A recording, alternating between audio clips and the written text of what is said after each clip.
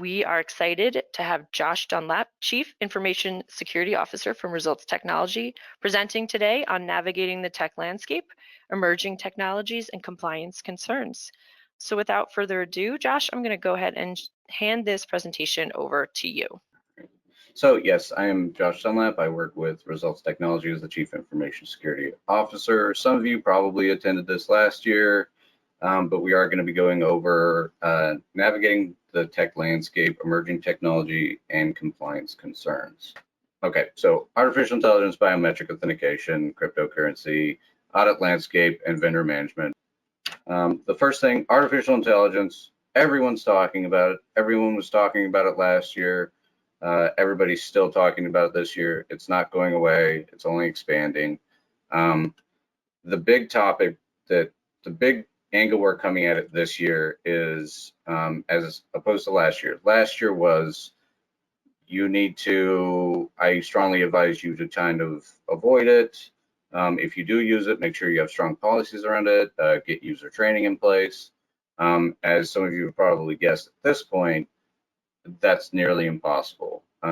We have a definition of AI. If anyone doesn't know the definition, artificial intelligence is the science of making machines that can think like humans, can do things that are considered smart. AI technology can process large amounts of data in ways unlike humans. The goal for AI is to be able to do things such as recognize patterns, make decisions, and judge like humans. And of course, we had AI generate that.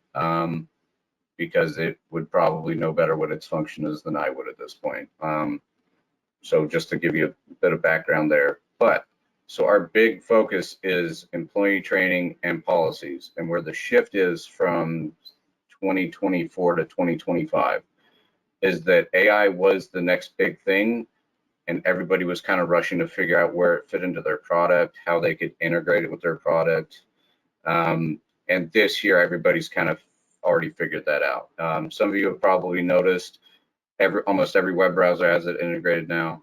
Office, Teams, Outlook, Microsoft has started integrating it with all their systems across the board. It's outright integrated with Windows 11 now. So just saying we don't want to use it, we'll just ignore it, is not really on the table anymore. So now your focus needs to shift to, okay, AI is everywhere, people are going to use it, and we can set out policy that says, hey, don't use AI. People are going to use it, whether it be intentionally or non-intentionally, just because of how integrated it is with a lot of systems now. So it's very proactive of users to create these policies. And instead of identifying specific AI and its use case and how people use it, you need to establish those policies that give your users guide rails on at least how they're to use AI. If they're to use it for work or not, what information you want to be able to divulge into the AI, what you don't. If there's any kind of paid service, are you using the free version or using the paid one? Because there is a difference. So a good example is Copilot. Microsoft has come right out and said, if you're paying for a Copilot license, they're not using your data to train their model. They're just working off of the free version for training it. So that's something to consider. If your users are going to use Copilot and you're going to, well, now you have to ask yourself, are we going to pay for Copilot, or are we going to use the free version and just not feed it any proprietary sensitive information? And that's where the employee training and policies come in, is you're establishing those guide rails, and you have to be able to shape that environment, at least from an AI standpoint, of how your users are going to use things and how far you want it extended as far as capabilities and into your environment. AI integrates with a lot of stuff now, and you have to be the one to establish how far you want to see that integration in your environment. Do you want to see it outside of Outlook or outside of Teams? Do you want it taking notes? Do you want it to just be a digital assistant that makes your life a little bit easier? Or do you want to see it integrated into all your systems and you can just ask it a question and pull information out of any various things, whether it be your core, if you have a QuickBooks server or Outlook or anything like that, how far do you want to see it go? But that's where you need to start thinking about these things as far as from a policy standpoint, is how far do I want AI to go and how far do I want my employees to take AI?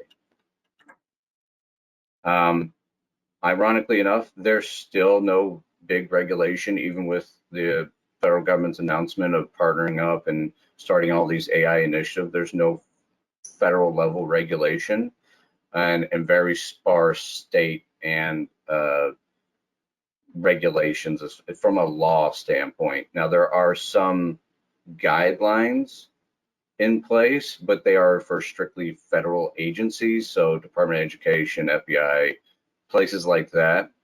There hasn't really anything been pushed down for companies or for banks yet. So this puts you in a pretty precarious situation where you can be an early adopter. You can say, we're going to go all in with AI. And then tomorrow the federal government or the FDIC or whoever could come in and say, yeah, you're not allowed to use that because of XYZ regulation that we just put in place, or federal law or guidelines or whatever. So this is also the risk reward factor. There's a ton of reward available with AI. I'm not going to say it's all bad. There's a ton of benefit to it. It can make you more proficient. It can make you more profitable. It can help you. That being said, without properly outlined regulations and laws in place, it makes it incredibly difficult for you to know where that line is from a regulatory standpoint. You could roll those dice and find out, but you wouldn't be the only one. If anything comes out and it affects, it's not just going to affect banks or credit unions, it's going to affect Microsoft, it's going to affect Google, it's going to affect pretty much everybody that's gone all gung-ho on AI, because the moment the AI comes in, any kind of regulation comes in, it won't just be you having to roll things back. Everybody who's using AI is going to have to roll it back, depending on the regulation. So some more things to take into account. As much as I would love to say, like, yeah, you should be throwing AI into your environment, you should be accepting it, you should be a widespread adaptation of it, that would be a little bit premature, as we don't have any regulations yet. So it could bite you in the hand. It could result in lost, investment, things like that. Just some things to keep in mind before you jump on the AI bandwagon is that that is still very much a factor. Without regulation is scarier than at least having those regulations, because then you know where the lines are. We're at our first poll question. Great, thank you, Josh. Okay, you should see your first poll question coming across now. What is your greatest concern regarding your company's technology? Is it IT compliance challenges and audit exam requirements, data security, IT expense, ability to keep up with technology, or ability to keep up with workload? And Josh, as you can imagine, there's answers coming in all across the board here. Yeah. And we're just going to give everybody a little bit of time to get their answers in. And it's a good reminder, if you do have some comments or questions for Josh, just let us know in that questions box. If there's, any information based off of the AI conversation that Josh was just having you wanted to comment on or have further questions, just let us know. And please continue to send questions throughout the presentation. Okay, we're just going to give everybody about 10 more seconds here to get their answers in, and then I'll go ahead and share the results.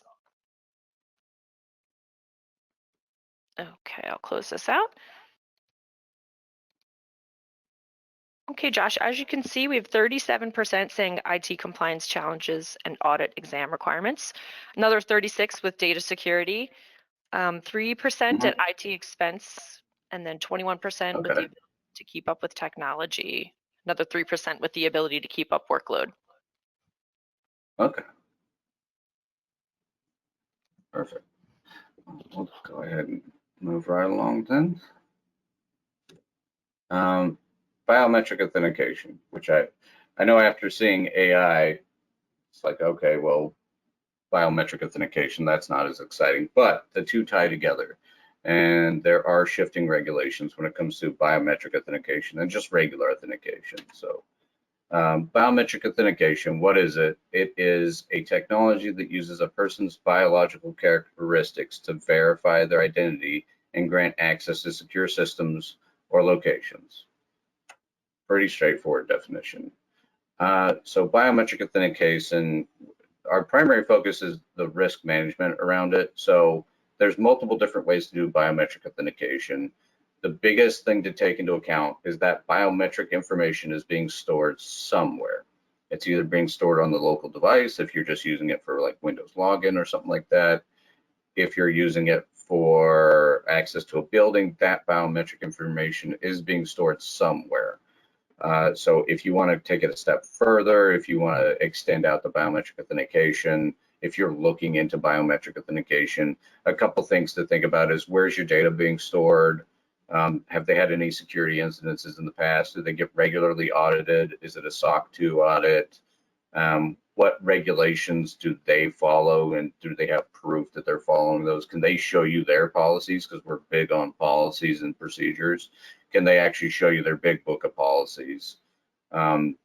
Is the data encrypted in transit? Is it encrypted at rest? Do they outsource any of their data? Is everything being housed in-house, or are they just outsourcing all of it to like AWS or Google or Microsoft Azure or something like that?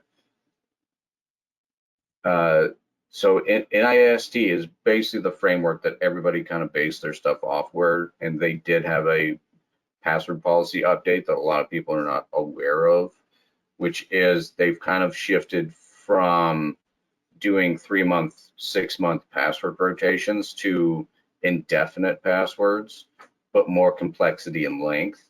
Because what they're finding is that with the emergence of AI and attackers getting a little bit more clever, is that when people rotate their passwords on a regular basis, on a regular interval that can be predicted and measured, it makes your password more predictable, because people will put, you know, Jamie 2014 asterisk or something like that, or they'll put the month and the day, or they'll do something that makes their password a little bit easier to predict. They'll just use the same front end of the password and then just change the back end, which normally would be a perfectly fine strategy. But now that attackers and AI have kind of caught on to these patterns, the recommendation is that instead of opting for rotating passwords, you just expand the length of the passwords and increase their complexity, and then don't update the passwords unless there is a breach with said account, because it's a heck of a lot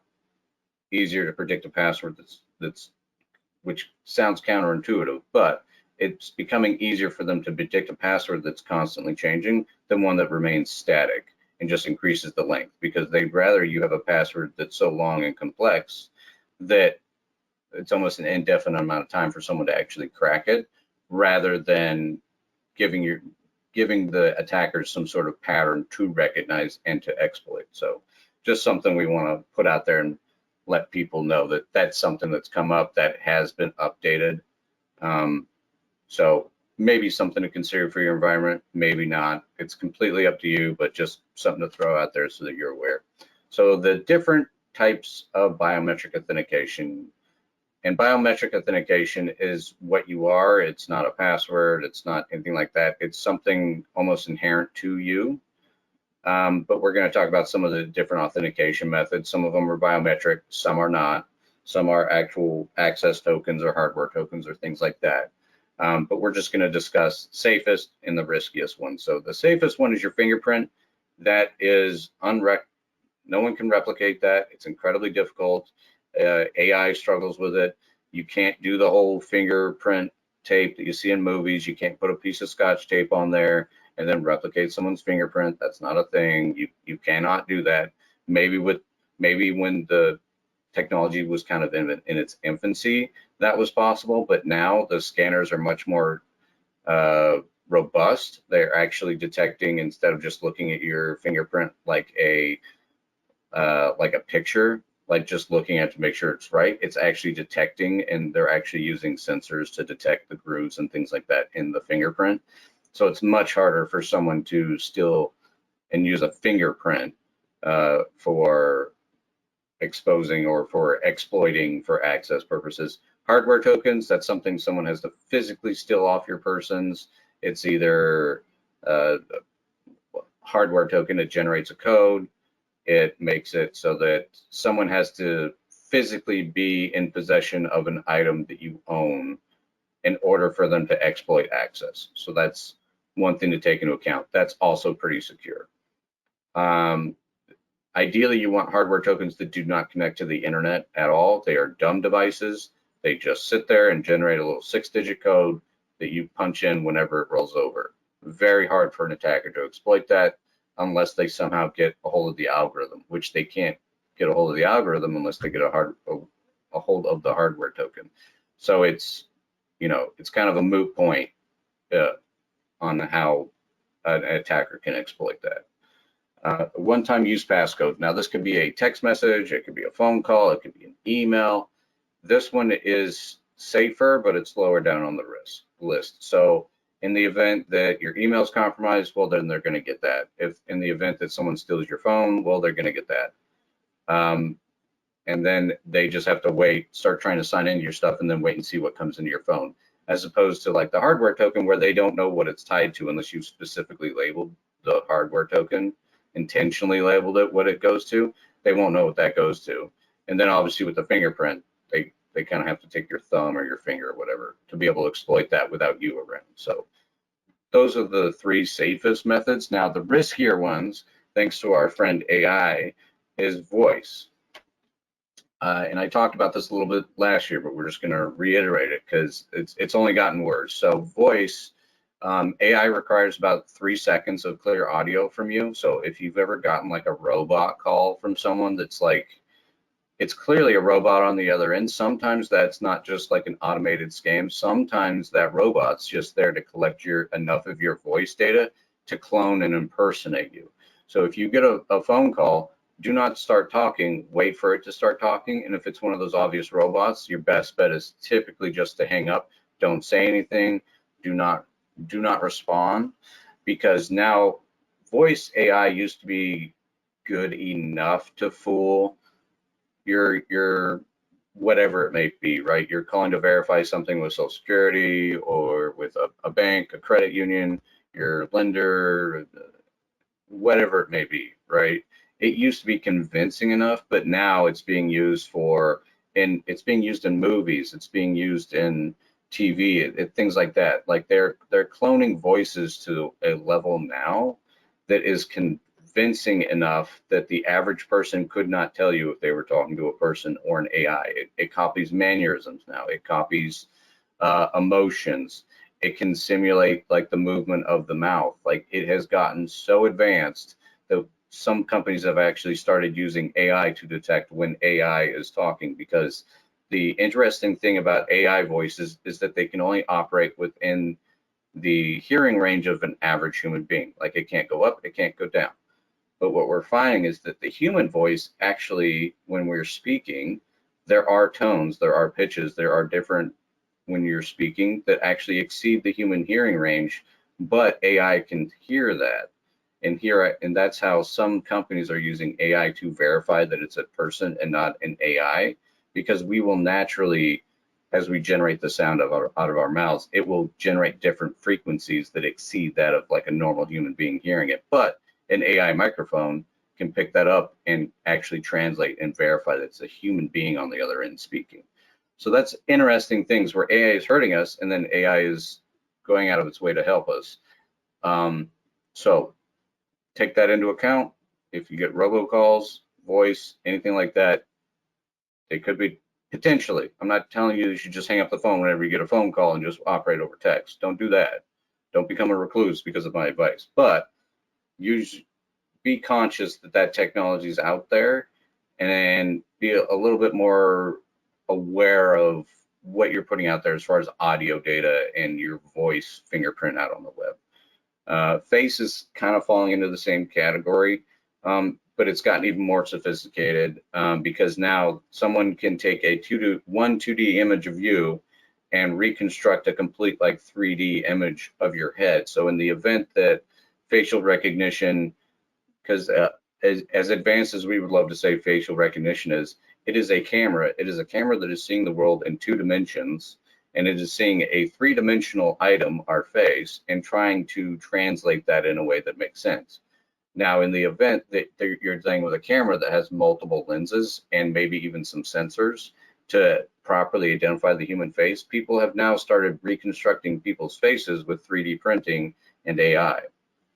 So now the face, as much as we try and like protect that, you used to be able to fool facial recognition with just a printout, like a Xerox of someone's face, and you just tape it over yours and you just hold it up and it'll let you in.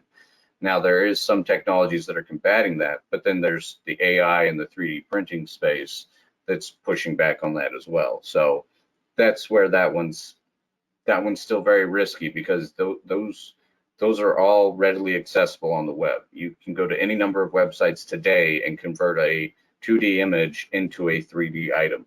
And there is some cleanup you'll have to do for like the free ones and the easier ones, but there are better ones out there that an attacker or someone with malicious intent has no problem paying money for. The retina is in that same space. Cameras are getting better, AI is getting better. We can zoom in, reconstruct approximation of what your eyeball looks like, your retina. And I know retinas are just like fingerprints. They are very unique, very easy to, every human being has a different retinal pattern, and that's very true. The difference is that we have no way of recognizing that pattern beyond visually, as where with a fingerprint, we can detect those small, intricate little differences in those ridges that make up our fingerprint. With the retina, it's completely visual unless you want people to start, poking in your eye or something like that. So that's why replicating that is easier than a fingerprint and actually possible to do so. If you have any high definition pictures of you out on the web, if you have any close-ups, selfies, things like that, you are definitely vulnerable to being exploited that way. So that's something to be aware of if you're one of these people that like social media, or if you send a lot of videos to friends or family. Something to be aware of is that your retina can be stolen just like your face and just like your voice. And I know that's super scary, because when you put all those together, someone could literally just make a you head and stick it on a robot or something and impersonate you. And it's sad to say, a year ago I'd say, that's science fiction, but today that's kind of where we're at, is that it's gotten so much easier for someone to steal identities and gain access to sensitive systems with the expansion of AI. So just be aware. It's, as much as we're using it for good stuff and making legitimate businesses more productive, there are bad guys out there that are advancing it for all the wrong reasons to make everybody else's life harder. So just be aware.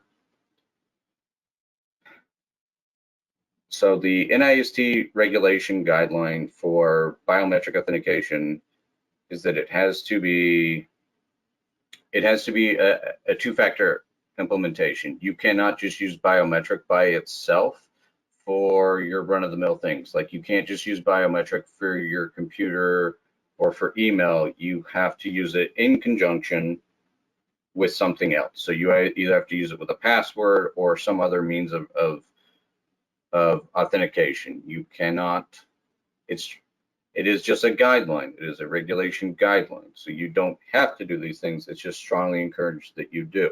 You could use biometric authentication as a single authentication methodology, but then that gives the attackers only one means of, that gives the attackers less targets to establish a connection into your environment. So ideally, you want to use it in conjunction with something else, whether it be a combination. You say, I never want to deal with passwords ever again. That's fine. That's great. I would strongly recommend, if that's the route you want to go, you use it in conjunction with something else. So the hardware token in your thumbprint, or a password and a two-factor app, or something like that. So just mix and match. Two-factor authentication is still kind of the gold standard, or multi-factor authentication, which I know gets kind of like annoying and painful when you start getting into the multiple forms of authentication, but it's just there to keep you safe. As sophisticated as AI is, until it starts working in conjunction with your phone or in like a hardware token that doesn't even have internet access, it's never going to be able to obtain that unless you're intentionally holding it in front of like an AI camera or something, right? So that's why that's regulation, that guideline is there, is to be like, hey, I know it's super exciting not having to remember your passwords or only having to use this one method to get into your systems, but you should really be using two things to safeguard these items. And it doesn't, and with the way we're going, we'll probably have two-factor phones for our getting access to our cars and things like that, because of where AI and cybersecurity is going. So the cyber insurance requirement, from what we've seen, the only hard requirement that we're seeing out of cyber insurance from a lot of the ones that we work with is two-factor authentication. They don't care what the two-factor is, just that you have it. So it can be a combination of password and hardware token, or password and phone call or thumbprint, or whatever it is. But typically the requirement is you have to have two-factor, and you have to have it on any sensitive system where you don't want people having access to it. If you just use, if you say, well, only 5 of us in our organization actually have email, and you show that you've turned off email or nobody else has access to email, and then you 5 have two-factor authentication, super great. One thing to take into account though, and I'm not trying to push you one way or another when it comes to what you decide to use for your authentication, your two-factor authentication. If you are an O365 shop and you use Microsoft's built-in authenticator, there is something called token swiping or token jacking. And that's where every time you sign into an O365 session, it generates you a new session token. And by default, Microsoft session tokens are good for 60 days. So in the event that an attacker manages to swipe the token that you're currently using, they can use that until that session token expires, regardless of what your two-factor authentication has been set up as. Now, there is additional tools and settings you can get access to, but Microsoft prices that at a premium. So you have to take that into account. Is it worth the additional cost for still having a potentially faulty product from a multi-factor authentication standpoint, or do you need to look out somewhere else? So like a Duo, or there's other ones out there, they escape me at the moment, but Duo is highly recommended. It integrates with a lot of platforms. It can work with your desktop and VPN and things like that. So that's just some of the things to take into account when you're looking at any kind of two-factor authentication. Does the built-in one work for you, or does it leave a lot of holes? It would satisfy your cyber insurance for sure, but it probably wouldn't satisfy your security needs for your organization. Oh, we've hit our next poll. Great, thank you, Josh. Okay, I'm going to go ahead and launch this across your screens. Okay, the question is, how do you currently keep up with your IT compliance demands? Is it that you have an in-house IT department or individual? Is it we have an outsourced IT company? Is it we use a combination of both? Or is it that we cross our fingers and hope for the best? And I'll go ahead and read that again, because I know there's a few of you that are not able to use the polling through your computer. So if you can type in the question, type in your answer to the questions box, we can record your answer there. Again, the question is, how do you currently keep up with your IT compliance demands? Do you have an outsourced IT company? Do you use a combination of both? Or do you cross your fingers and hope for the best? Okay, we'll just give everybody a I little hope bit more none of time you, here. 5 more seconds. I hope nobody falls Josh, I'll into go number ahead and 4 close category. this and share these results with you. So we're split for the most part here. 52% say they have an in-house IT department or an individual. And then the next highest is at 39% saying we use a combination of both. A very small percentage at 8% saying we use an outsourced IT company. Wow, okay. All right, well, we'll get back on track here. That's very interesting information. Thank you for taking that point. And I know that this one's probably less topical than the other two, but that's why it's number 3 on the list. The government has started a lot of talks about starting up a crypto reserve and other things of that nature. So we figured we'd touch on cryptocurrency, at least how it stands today. For those of you that would like a definition, cryptocurrency is a digital or virtual currency that uses cryptography to secure transactions. Cryptocurrencies are decentralized, meaning they don't have a central authority to issue or regulate them.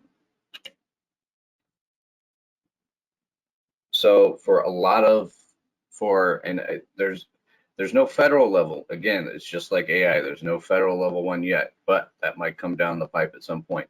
Now, there are 2 regulations that I did want to highlight, and that's for the Kansas and Missouri side, because I imagine there's a little bit of crossover there for people who would be attending this webinar. So as far as regulations and risk management goes, so there is a little bit of risk there, just like with the AI. Do you jump full board into it when there's no federal level thing, and then do you just follow the state level? But then you run the risk of, okay, if they do pass something at the federal level, there goes my cryptocurrency exchange or holding, or however you guys want to set up your cryptocurrency service for yourselves or for your clientele. Do you want to risk that? Because sometimes the federal government reaches a little bit further than most state level regulations, and Missouri and Kansas didn't actually pass anything new. These were regulations that were already on the books, but because the way the regulations were worded or defined, it encompassed cryptocurrencies. So they actually didn't have to do anything new. It just kind of fell under their current regulations in place. But unfortunately, on the federal level, there are no regulations that currently kind of defer how people are allowed to do things with cryptocurrency, at least at a business level so far. There are a couple things to take into account. There are a ton of cryptocurrencies. It used to be just the big one, which was Bitcoin, which was the original. It kind of kickstarted all of this. Now we're in the millions of cryptocurrencies, and there's very few of them with legitimate use cases that are widely used and trusted. So there's a lot of research that goes into it. The top three to look at in the event of any kind of legitimate crypto exchange or anything like that is Bitcoin, the original, Ethereum, because it uses secure and smart contracts, and then Monero. But Monero is kind of an outlier because it's too secure. You can't tell where the transactions come or go to. So it's more focused towards transaction privacy rather than user privacy, which it kind of encompasses the two. But as where with Bitcoin or Ethereum, you can be anonymous as far as the user basis, but all of your transactions are tracked. The entire blockchain keeps track of every transaction, and you can trace every crypto or every coin or every dollar, however you want to look at it, coming out of every wallet and going to every wallet. So that's why some people don't like Bitcoin and Ethereum, and why some of them go to Monero, because it's almost completely anonymous, but it's not widely accepted because of that. So some crypto exchanges want to have that money trail, and it's a good thing to have that money trail. But something to keep in mind if you're looking at this, you don't want to just go out there and just say, yeah, well, any coin you have, we'll happily host it on our exchange or in our depository, because that will open you up to a lot of scams and a lot of potential revenue loss. A lot of cryptocurrencies will come out just long enough to be a pump and dump scam where they get a lot of traction on it. They put it out on social media. They say, hey, this is the next best great thing since sliced bread. A bunch of people buy into it. And then come to find out these guys, before the cryptocurrency even became public, they hold 80% of the availability of the available stock, if you will, of this particular cryptocurrency.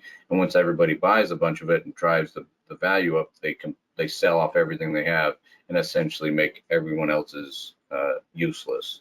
So, and the only reason people can get away with this is because lack of regulation as far as establishing your own cryptocurrency. That's the other thing that's frustrating about cryptocurrency, is where with the dollar bill, not everybody has a printing press. Not everyone can mint their own dollars or their own coins. But with cryptocurrency, anyone with a little bit of know-how can set up their own cryptocurrency and get it moving on the blockchain within a matter of days. So that's why it's kind of the wild west of money in this digital age of AI and social media. So some things to kind of keep in mind if you're looking at the cryptocurrency exchange route. Oh, we got another poll. We do. Thank you, Josh. You should see this coming across your screens now. What is the most important spend in your IT environment? Backup and business continuity, utilizing a cloud environment, cybersecurity tools, or is it overall IT infrastructure management? Again, just for those who are typing in the answers to the questions or not able to access all, the question again is, what is the most important spend in your IT environment? And the answers to choose from, is it backup and business continuity, utilizing a cloud environment, cybersecurity tools, or is it overall IT infrastructure management? And we'll give everybody a little bit more time to get their answer in. But every answer has been selected, Josh. Oh. Again, what is the most important spend in your IT environment? And thank you for sending in questions. Please continue to do so. We'll share them with Josh at the end of the presentation here. Okay, as you can see, I will close this out and share. It looks like 65% are saying overall IT infrastructure management, Josh, and then we have 17% saying cybersecurity tools, 13% backup and business continuity, and then 5% utilizing a cloud environment. Interesting. Okay. Perfect. Wow. So we have extra time, so we're going to get into the audit landscape, because I think this is the really valuable information that you guys can kind of prepare for what we're seeing in the audit and exam area so far. Their big focus is two-factor authentication, stronger segregation, which is referring to your network. So ATMs, security cameras, things like that. Make sure those are being segmented and you can't get access to them except from very select systems. You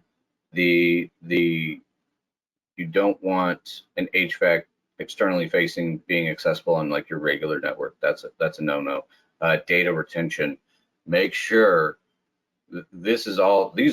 every one of these should be backed up with a policy and a procedure, and then you need to be able to physically show that you are doing these things. So you can say your data retention is a year, 7 years, 10 years, whatever it is. If you cannot show them the policy, the procedure to retain that data, and then where that data actually is, like you can physically put your hands on it. And even if it's being stored digitally, you still have to be able to point to that thing and be like, yeah, it's here. If you're storing it in the cloud, you need to be able to show that you can pull it out of the cloud whenever you want. And then policies. So that's why we harp on policies so much, is you can have a logbook, you can have all these things in place, but if you don't have a policy showing why you're doing things the way you're doing them and procedures showing how you do these things, then it's all for naught. Like, you need to be able to document everything. I don't want you sweating the small stuff like whose turn it is to put coffee in the coffee maker or refill the envelopes and XYZ thing, but anything business continuity related. So anything about your business operations, how does your disaster recovery plan work? Where's your data retention policy? What's your user onboarding and offboarding process? Like, these all things should be documented. They should all have a policy. They should all have a procedure, and they should all have some tangible evidence that you are following and doing these things, right? You should be able to show it with, I don't care if it's screenshots, emails, an actual like physical box if you're doing backups, things of that nature. You need to be able to demonstrate and show these things. Now, a couple items that, because I didn't want to blow up the slide and make it massive, is software. Make sure that your software is staying up to date. If you're using older versions, if you're using out of support versions, make sure you're cleaning those up. I know that sometimes when people are looking at upgrading their systems, because we've had a lot of pushes in the recent years. We went from server 2012 to 2016, and now we're going from 2016, we're going to be going to 2019. There's a lot of proprietary systems for those individual systems that will not translate to newer versions of operating systems. We're going from 10 to 11, which doesn't sound like that big of a jump, but there are things in Windows 10 that either are not compatible or don't exist with Windows 11. So these are the things you kind of need to be aware of. Like a good example is if you have a SQL database for your core, if you had an older version of it, you will have a different connector to it than what is used today with modern SQL instances. So these are the things you kind of have to be aware of and be conscious of in your environment. And you should have some tools. If we're talking from an IT standpoint, you should be able to, at a snapshot, just look at all the software in your environment and quickly identify who's out of date, who isn't up to date. Make sure you're keeping an accurate inventory so you know exactly where each machine's located in your environment. And that way you're not surprised when somebody says, okay, well then where's this device? Where's that device? You don't want to be blindsided about your own environment. So just some things to kind of keep in mind is that you have to be responsible for your environment, and you have to have the policies, procedures to reflect all those different items. So just be aware that that's just some of the things we're seeing so far. So vendor management, this is one thing that we kind of see a lot, is that a lot of our, especially newer clients, they'll have a ton of vendors. They'll have so many different vendors, and then it kind of falls on us to figure out, okay, what does each one of these vendors handle? And so that's why we strongly encourage you, because to figure out what each vendor does for your organization, how critical they are to the system. Each vendor, you should have a spreadsheet that just says, here's all of our vendors that we use, here's results, and here's a DCI or ASI or whoever you may use for a core. And then you just give them a rating of importance. If your core isn't number one, you must have like some crazy stuff going on at your bank, because I couldn't imagine anything but a core being number one on the list. But so you just want to write them down and then verify their use in your organization. What service are they providing that you can't do yourselves, or that you can't go to someone else for? Always be evaluating these things and making sure that your vendors still doing their due diligence, still, nothing shady with your renewal contracts. Make sure that they provide you with an escalation contact list. So, and that's not just for your guys internally, that's for them as well. So in the event that your account manager's out for that particular vendor, who's the next person you reach out to? Is it straight to the CEO or president, or is it to his boss or whoever's ahead of them? Or do you just go through their baseline support and to get assistance with something? So it's always good to have the escalation contacts kind of broken out, whether it's internally or for an external vendor or something like that, in the event that someone's out of office or anything like that. A good example is we had a customer where a low-level employee got a weird email, but her boss and then her boss's boss was out. And so we didn't find out because they never notified anybody. So that's something to keep in mind when do I contact the vendor? That's the other purpose of an escalation contact list, is everyone in your organization should know who to reach out to in the event of XYZ thing. And that's not just for vendors, that's everything. That's part of your business continuity and disaster recovery plan. Every employee should know when XYZ happens, I reach out to ABC, right? Make sure you have policies and documentation around this stuff. Always be, poking at your vendors, making sure they're still giving you the right service for the right price. And then if they aren't divulging anything, maybe just do a little audit. AI is very accessible now. You can go and you can ask Copilot, because now it has browsing functionality. You can ask Copilot about various websites and vendors, and it can tell you if there's been a security breach or anything like that with them, that maybe the vendor didn't want to divulge to you. So not saying you need to be snooping around on your vendors, but you need to be snooping around on your vendors, because not everybody wants to admit they have egg on their face. So, all right, we will go ahead and a little bit about our company. Yeah, you don't want to talk about all that. We're in the questions section now, so if there's any questions, I'd be happy to take those. Great, thank you, Josh. I'm just going to run this last poll question, and you could just let us know if you want to hear more from Results Technology. But as everybody's answering that, Josh, we did have some questions come in. Let's see. The most recent was, has the new interagency guidance bogged vendor management programs down, having to track all business relationships versus what was once just vendors?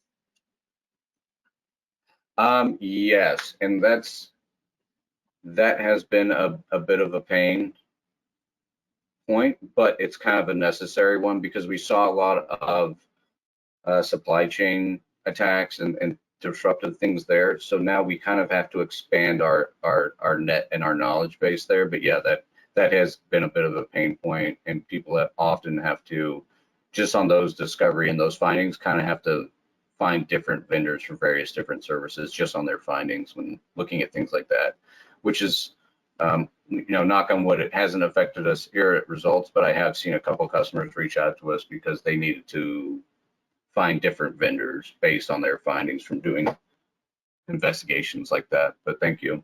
It's a good question. Okay, great. The next question, when it comes to onboarding, do we need to manage application access as well with core access? You absolutely should. Yeah, no, you should know exactly. It's always approach access from the least privileged perspective.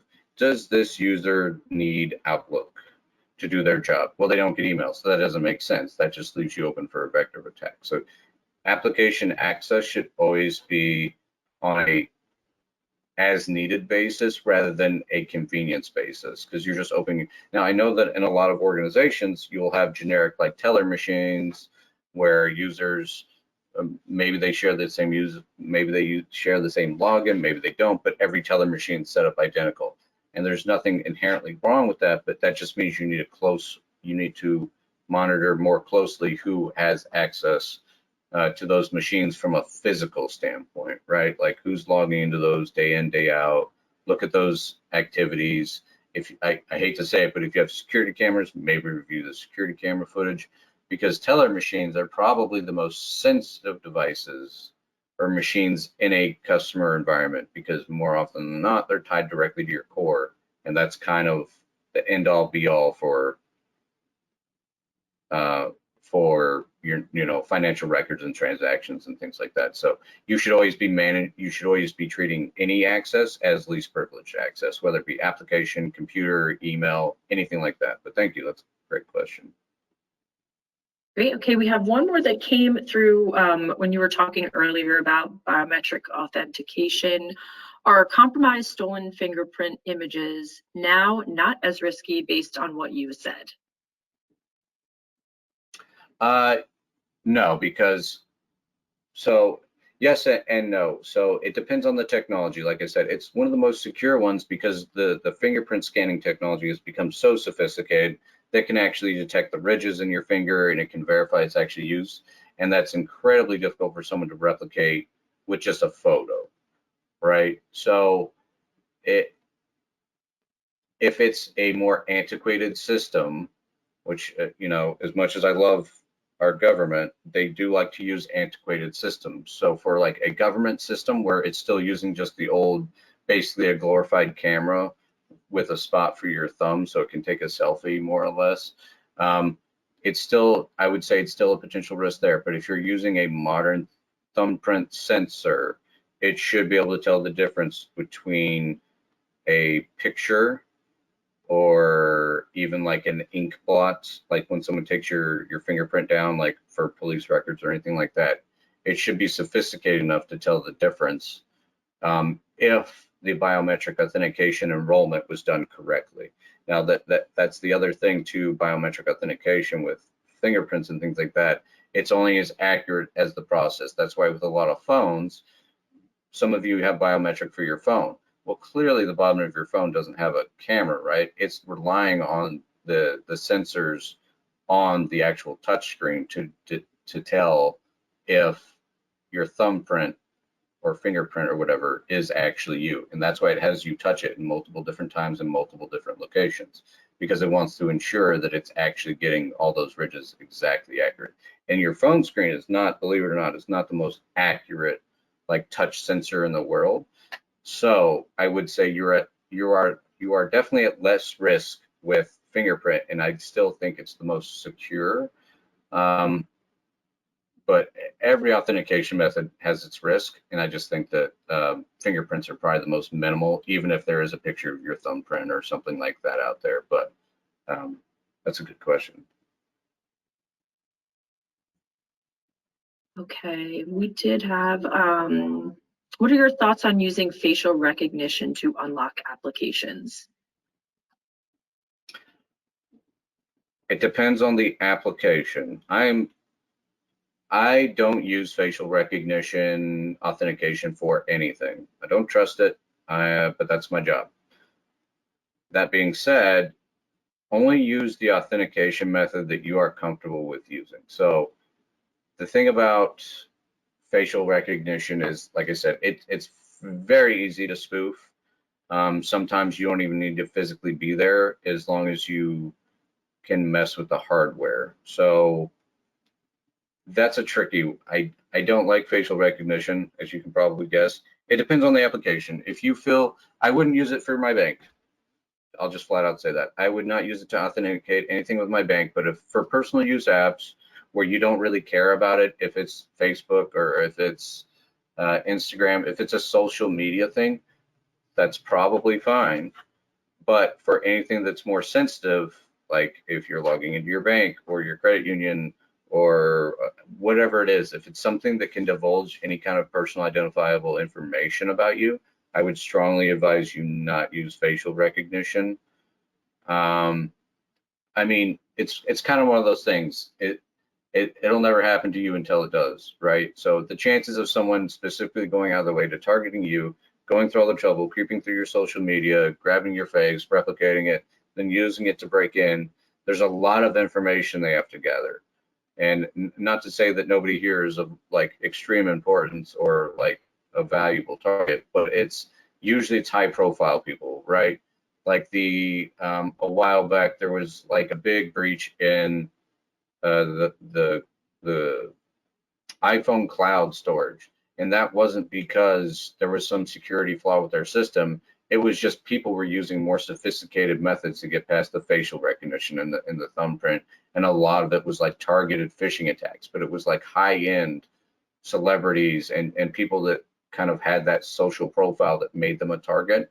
If you don't have a very active social profile, your chances of being targeted are considerably lower. But with the invention of AI, now we're seeing that everyone's a target because now the attackers don't have to do that research. They don't have to be more interested in you. They can just unleash an AI and it can just crawl through social media and it can just crawl through Instagram, Facebook, X, or whatever it is, and they can just start targeting people once it feels like it's gathered enough PII.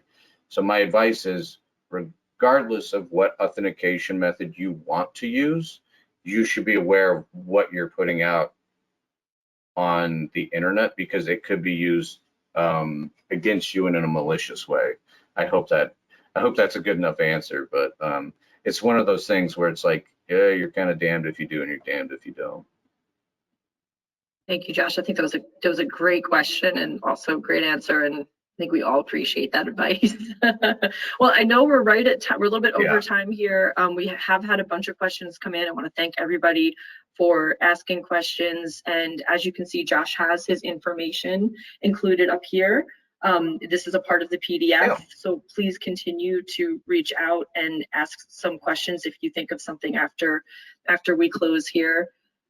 But thank you all for attending, and thank you very much for all these really great questions. And most of all, we want to thank Josh Dunlap, our Chief Information Security Officer from Results Technology, for presenting today on navigating the tech landscape, emerging technologies, and compliance concerns. I'll go ahead and end the webinar. Josh, thank you, and everybody have a great afternoon. Yes, thank you.